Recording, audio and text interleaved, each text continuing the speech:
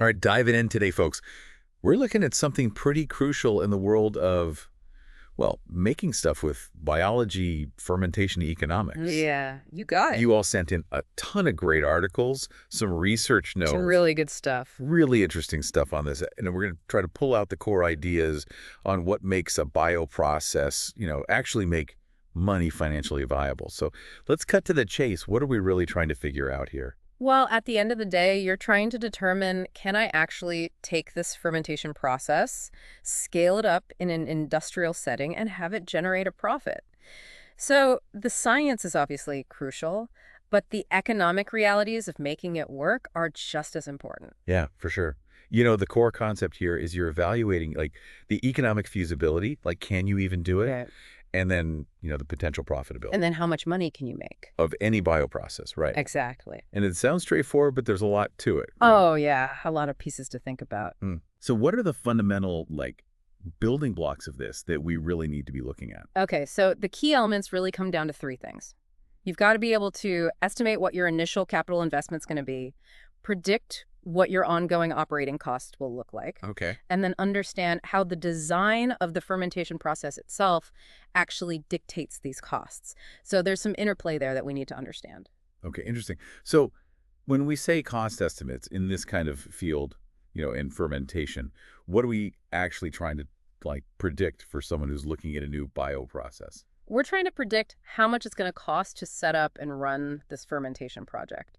It all boils down to informed decision making. Is this particular bioprocess going to make economic sense in the long run, or are we going to be losing money on every kilogram of product we make? Right. So having accurate cost estimates is really important for that early decision making process. Got it. You mentioned, like, process design has a pretty big impact. Huge impact. Yeah, could you give us a sense of, like, how that plays out, like, economically? Yeah, for sure. So the way you actually design the fermentation process, it directly impacts both your capital expenses, those upfront costs, and your operating costs. So for example, let's say you're deciding between a batch fermentation system versus a continuous fermentation system. The choice you make there will impact how much money you have to spend initially, but then also how efficiently you can run the process long term.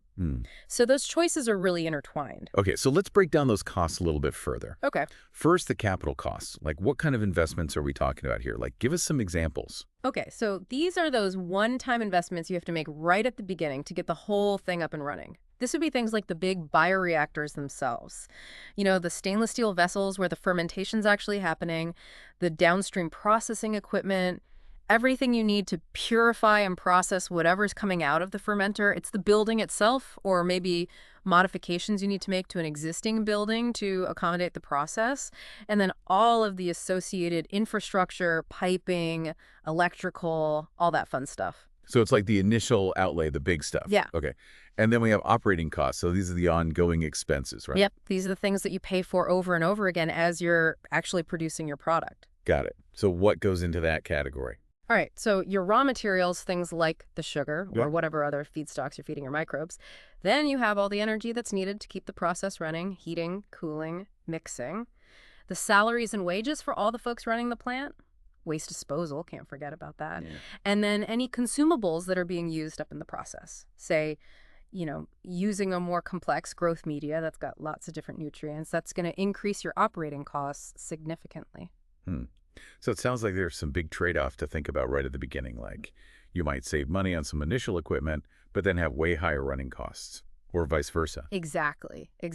And the key is to really understand those trade-offs. Sometimes it's worth spending a little bit more upfront to get a more efficient process that's going to save you money in the long run. Yeah. So managing both those types of costs is really essential for any fermentation project to be successful.